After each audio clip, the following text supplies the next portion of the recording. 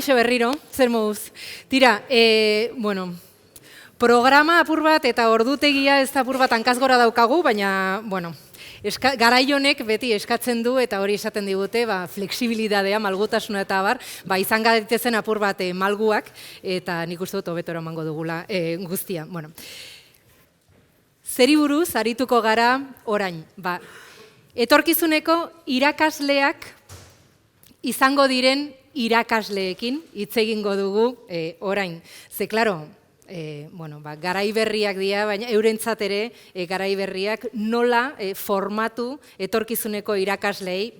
Aurkeztuko dizkizuet oraingo hizlariak, Ainara Imaz, UESiko hezkuntza proiektuaren arduraduna, haur eta lehen hezkuntzako graduetako koordinatzailea izan zara modalitate presentzialean eta ez presentzialean, ongi etorri.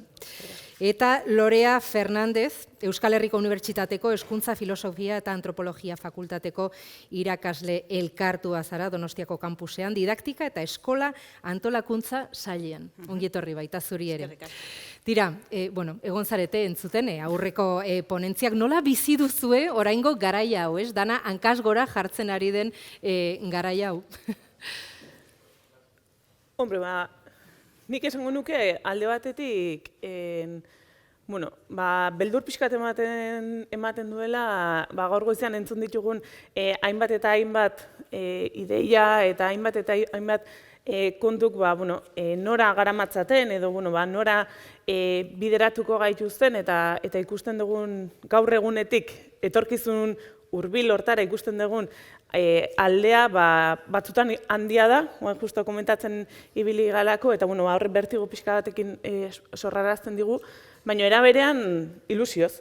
Nik uste garai polit bat bizitzea tokatu zaigula, aldaketa momentu bat, eta ilusioz eta pasioz.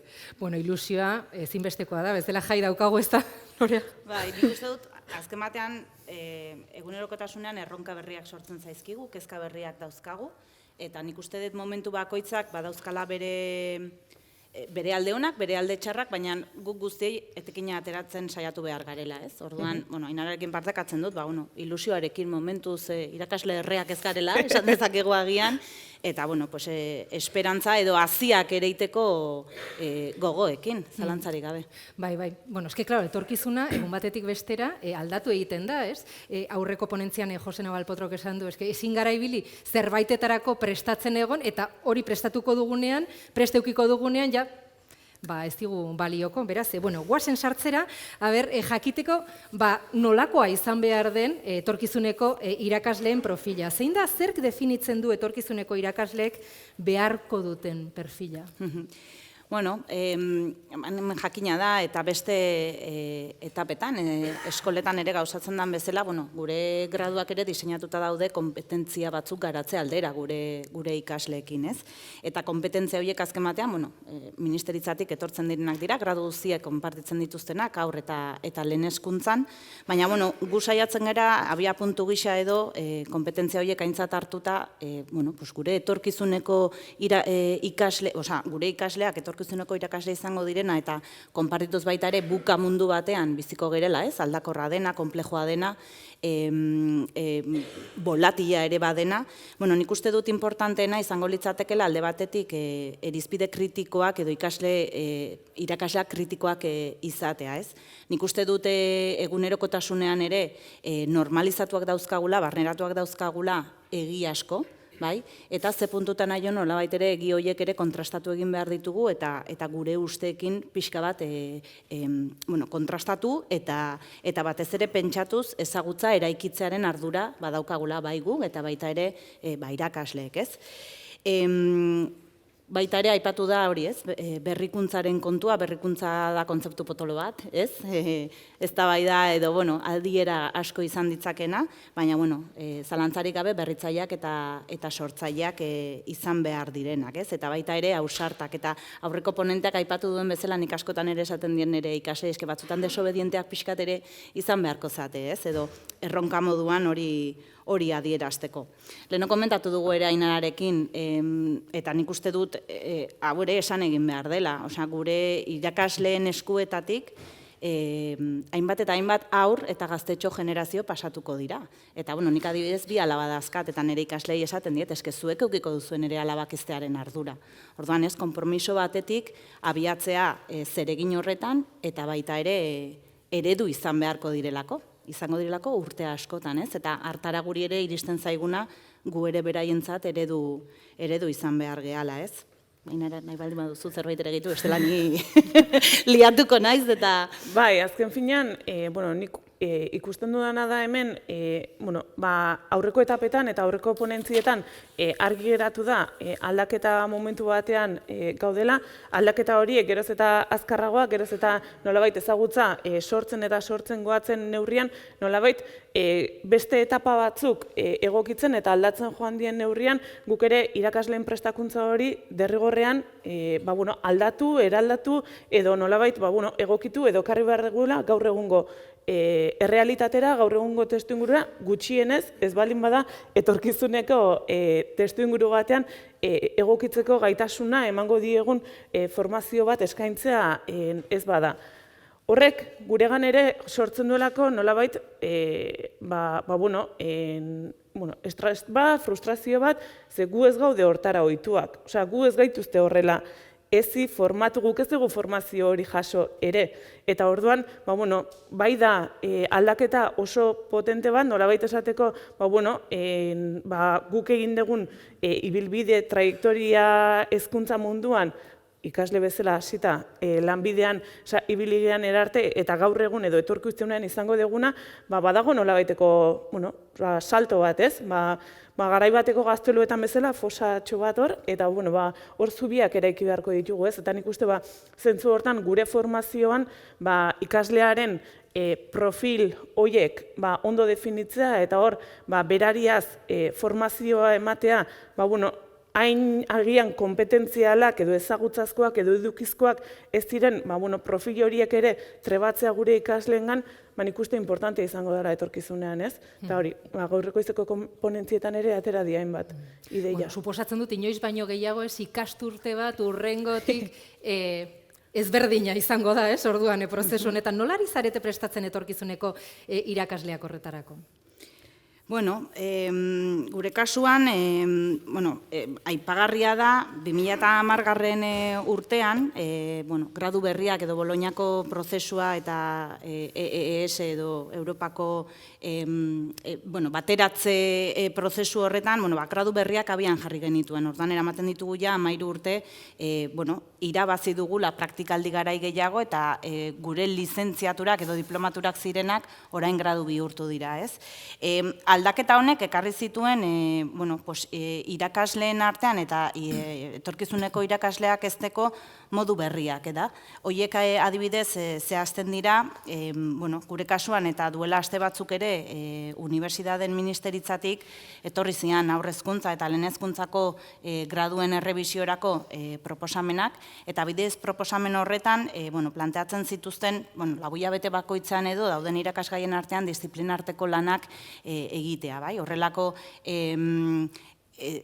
irakasgai desberdinak biltzen dituzten eta batez ere gure ikasleentzat etorkizunari begira, beraien errealitatetan eta eskoletan aurkituko dituzten egoerekin lotutako lanak gauzatzea, bai? Eta horien artean saiatzen gara baita ere metodologia aktiboak ere erabiltzen, agian berritzaileak ez direnak, baina aipatu da hemen ere bai, ez? Eskoletan proiektuka lan egiten da, ikaskuntza kooperatiboa ere bai erabiltzen da, orduan, saiatzen gara pixka bat, eskoletan dagoen errealitate hori gurera ere ekartzen eta hori gure ikasleekin partekatzen. Eta Ainarak ere aipatu du, ze inportantea den zubiak eraikitzea, ez? Gure kasuan adibidez, eskoletako haurrak ekartzen ditugu fakultatera, gure ikasleekin tailerrak eta esperientzia desberdinak bizitzea, bai? Azken batean iruditzen zait fakultatetatik egiten dugun lana gizartean ere proiektzio bat eduki behar duela eta gure ardura dela eskoletara hurbiltzea edo behintzat espazio eta gune desberdinak eskaintzea elkarrekin lan egin ahal izateko. Eta hori orain dela gutxira arte etzen egiten? Bueno, hau hasi ginen egiten adibidez, hasi zian aurrezkuntzakoak egiten, igual 2015 urtean, gero pandemiarekin, gelditu da bertan bera, eta adibidez aurreko ikasturtean guk hitzarmen bat sinatu genuen fakultatean, ikerketa taldetik, ni Antiguon bizi naiz Donostin, eta bertako eskola batekin, ez? Orduan, aurreko astean etorri zian, nire ikasleekin, tailer desberdinak egitea, eta tailer hauek balotuta daude psikomotrizitatearekin, matematikarekin, zientzia tailerrak egiten dira ere bai, hizkuntza ere bai lantzen da, orduan, da modu bat nola baitere, gure ikasleak ez dezatela izan bakarrik praktikaldia eremu konkretu bezala jakiteko zer dan irakaslea izatea, baizik eta prestakuntzan ere, horrelako situazioetan ere... Trebatzen joateko. Hori da. Gure kasuan igual, erakunde ezberdinetatik etorrita agian, errealitatea ere pixkatxo bat ezberdina da. Gure kasuan, humanitate eta hezkuntza zientzien fakultatean, gure hezkuntza proiektua zertxo bait berriagoa da, guk ere hezkuntza fakultatea izanik baditugu gure memoriak eta dekretuz datozkigun hainbat alderdi, baina behintzat saiatzen gana da pixka bat hori gure errealitatera eta gure testuingurura ekartzen ez, eta guk esaten dugu gure hezkuntza proiektua definitzen dugunean nolabait 4 elementu klabe definitu ditugu gure hezkuntza proiekturako. Hori 2015ean. Elementuetako bada berrikuntzaren elementua, momentuan ideia oso brillantea iruditu zitzaigun berritzailea izan behar zuela gure hezkuntza proiektuak, gaur egun igual, gazteleraz esaten dena, más bien obsoleto geratu zaigu edo redundante geratu zaiguna, baina era berean, iruditzen zaigu izan behar duela, eskaintzen dugun testuingurua, hezkuntza testuingurua, malgua izan behar dela gure ikaslearentzako, azken finean, berak egingo duen hori, edo berak biziko duen graduko esperientzia hori izan behar delako nolabait flexiblea erabakiak hartzera eramango dituena, eta aukerak eta puntu bat izan behar duena graduaren baitan, iruditzen zaigulako horrek kontzientzia ematen diola eta hausnarketarako gaitasunak ematen dizkiola gure ikasleari, eta guk hori eskaini behar diogu, eta gure fakultatearen edo proiektuaren lana da testuinguru zabal horiek eskaintzea. Beste alde batetik, hirugarren elementu klabea izango litzateke guretzat, pixka bat porotxutasunaren ideia, azkenean guk Loreak aipatu duen bezala, gure hezkuntza proiektuan ere baditugu ikastetxeekin hartu emanak, gertuko komunitatearekin hartu emanak, eta gure asmoa edo gure helburua behintzat hasiera batetik gure fakultate ireki bat izatea, ateak zabalik izango dituen fakultate bat izatea da, eta baita hezkuntza proiektutik hori indartzea ere. Ikastetxeekin harremanak, ikasleak ekarri, eta ezberdinetakoak, orain momentu honetan adibidez liburutegian ipuin kontalari tailer bat egiten ari dira gure HH-ko ikasleak, eta ekartzen dituzte herriko edo ondoko herrietako ikasleak ekartzen dituzte, azkenean horrelako dinamikak egunerokotasunean egitea, beraientzako ere badalako balio erantzi bat, testuinguru erreal batean jartzen ditu, eta beste modu batera, beste erantzukizun batekin hartzen dituztelako elementuak, ez? Eta nik uste hori oso dela importantea, eta bere informazioan ere badela balio erantzi bat, hausnarketa prozesu horretara eramango dituena. Eta nola egiten duzu perfil hori bermatzeko?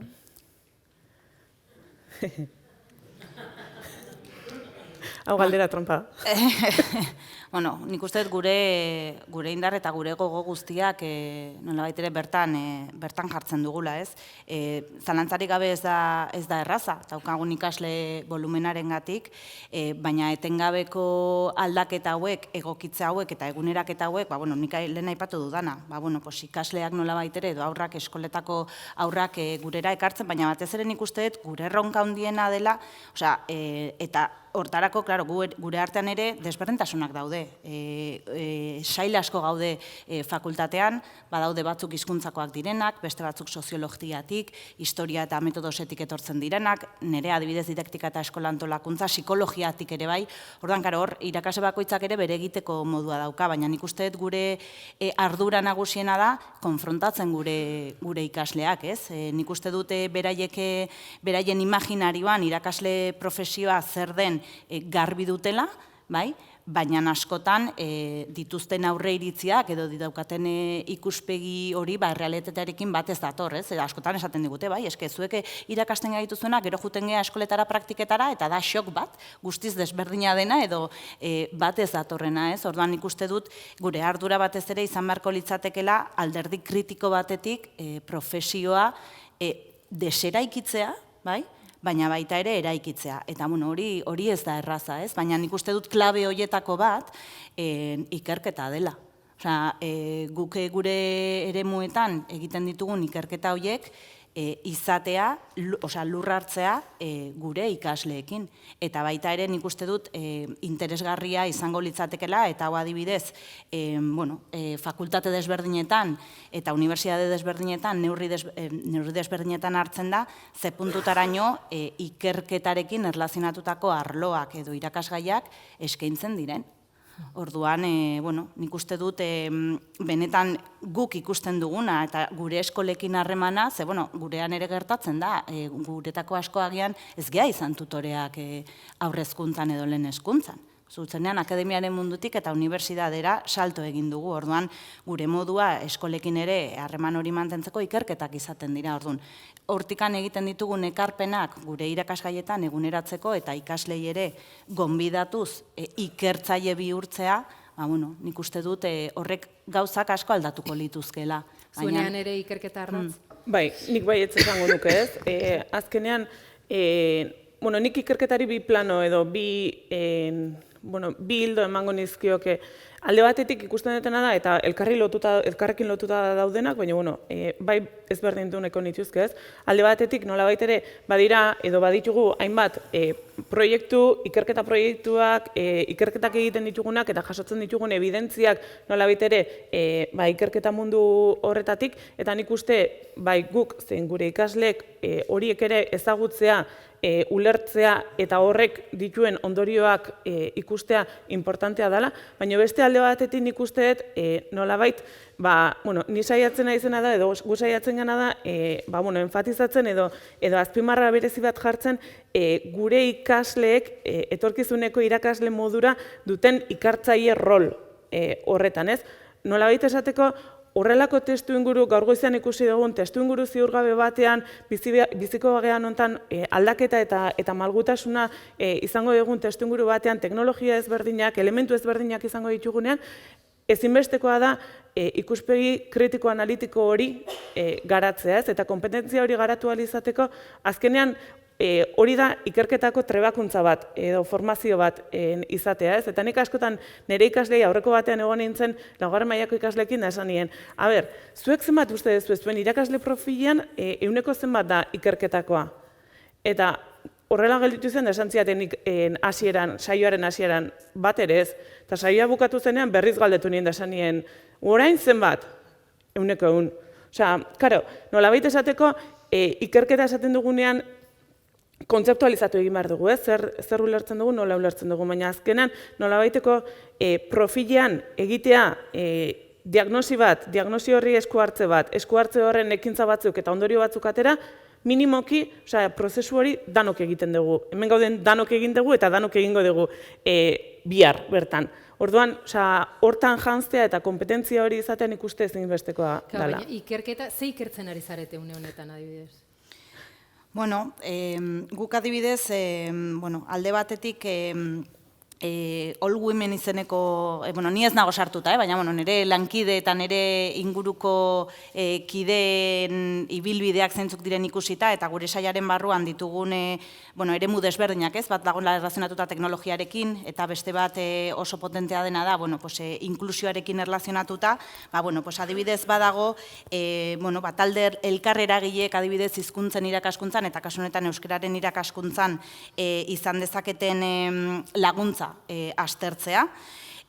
Gero batez ere, baita ere, genero ikuspegi batetik, eta emakumeen alduntzearekin erlazionatuta All Women izeneko proiektu bat da, eta hor, buenas praktikas edo jarduera honek nola baitere nola laguntzen duten alduntze horretan aztertzen ari dira. Badago baita ere, kampus mailan daukagun kampus biziak izeneko proiektu bat, eta proiektu honek azken batean saiatzen dena da, unibertsitate mailan egoera zaurgarrian dauden ikaslei ematen zaien erantzuna nolakoa den, edo unibertsitateak dauzkan mekanismo horiek aztertzea, edo behintzat osatzea, ez? Badaukagu baita ere, beste alde batetik, inkluni deitzen den ikerketa talde bat, eta bertan, gaixotasun arraroak dituzten ikasleen erantzuna, izan behar dela azken batean, bai hezkuntza eremutik, bai gizarte mailatik edo sozialki eta baita ere osasun arlotik bateratua izatea. Lorea, pentsatzen ari naiz, burura etorri zaizkit ODS-ak. Eski izugarrizko lotura. Bai, horra adibidez, begira, orain esaten dezula, badaukagu, gure fakultatea, 3 kampusetan, Bizkaian, Araban eta Donostian, badaukagu hezkuntza fakultatea, eta adibidez, ari gara berrikuntza proiektu bat garatzen, GIH-ak, ODS-ak, garapen iraunkorreko helburu horiek, nola txertatzen ari garen gure moduloetan, ez? Orduan, Ainara, zuek zeri buruz. Eta bar. Eta bar, klaro, bai. Eta bar. Nik esango nuke, gure kasuan, ikerketa proiektuak lau ildo, hezkuntza fakultatean bintzat, lau ildo nagusitan banatzen ditugula. Alde batetik, digitalizazioa eta STEM-aren bueltako ikerketa proiektuak izan inteligentzia artifiziala, robotikaren inguruan, STEM motivazioaren inguruan, eta pixka bat hor bideratzen dira. Gero, bigarren arlo bat izango genuke, hizkuntzen bueltan ikertzen ari dienak, elkarrekintza didaktikoa, arloko alfabetatzearen inguruan, proiektu ezberdinak, gero hirugarren bat izango genuke arrakala sozialen inguruan eta genero ikuspegiaren inguruko ikerketa ematen duena, eta laugarrena izango genuke gehien bat berrikuntza metodologikoetan oinarritzen dena. Eta pixka horiek izango lirateke gure ikerketa hildo nagusienak fakultatean. Eta honek guztiak nola eragiten du ikasleengan? Ze esaten dizuete? Hombre, nire kasuan adibidez, nik zorte auki dut edo nire ibilbide guztian zehar, nik aukera auki dut ikerketa proiektu desberdinetan Ainarak eukiko zuen bezala parte hartzeko, bai?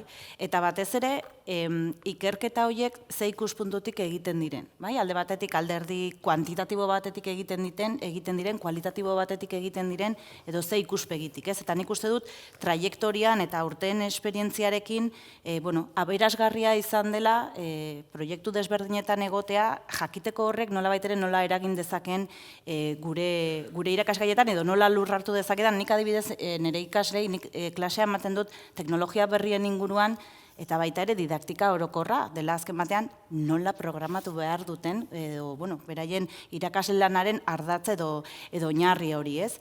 Orduan, nik adibidez egiten ditudan ekarpenak izan dira batez ere kartografiatik abiatuta, edo narratiboak diren prozesuetatik abiatuta, ez?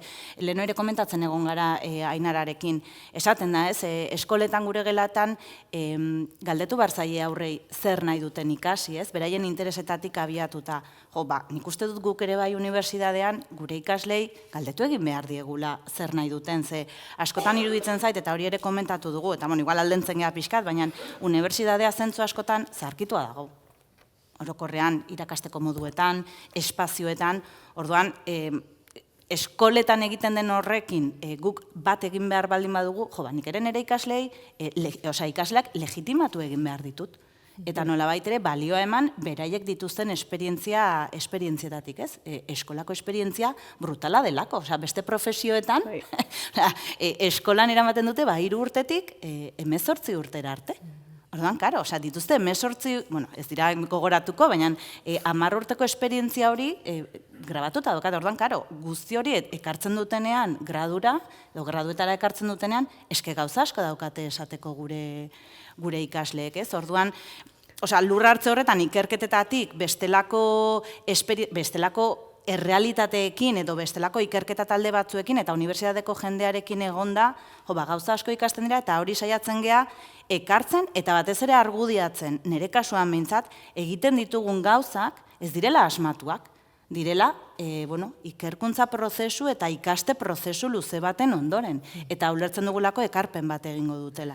Bai, nik hor, igual, baita gehituko nuke ez, azkenen, bueno, nik uste esanguratsuena edo gure ikasleengan inpaktu gehiena duen hori da, azkenean praktikara joaten diren momentu hortan nola ikusten duten ez, beste posizio batean edo ikasle izatetik irakasle izateko aldaketa hortan nola bizitzen duten ez, eta nik bai nahiko nuke edo gustatuko litzaidakeena da nolabait egiten dugun hori eta Loreak aipatzen zuen, ez? Goazen ikaslei galdetzea zer egin nahi duten. Zer egin nahi duten hortan, nolabait, izango ditugun hartu emanak edo izango dugun eskolarekin joan etorriak egongo direnak, ez izatea hain zurrunak edo hain batzutan burokratikoak bihurtzen zaizkigun horiek, pixka bat flexibilizatzea, ez? Eta joan etorri horietatik azkenean, esperientzia oso importantea direlako bereientzako, ez? Eta asko ikasten dute, eta gero bai geratzen zaielako marka hori,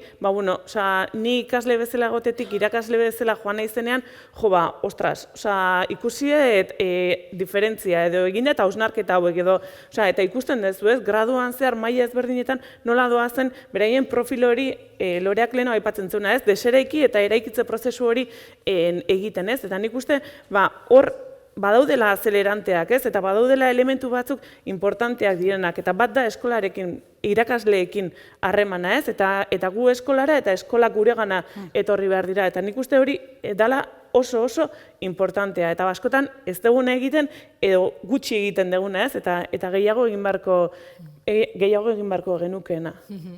Beraz, hori izango litzateke ja ixtearren erronketako bat. Bai, dudarik gabe. Bai. Beste batzuk, holan laburbiltzearren, etorkizuneko erronkak. Bueno, nik uste dut eskotan erronkak etortzen direla baita ere kezketatik, ez? Baina adibidez nik uste dut erronka handi bat, eta momentu honetan gu ere horretan ari gera dela ikasleen mugikortasuna sustatzea.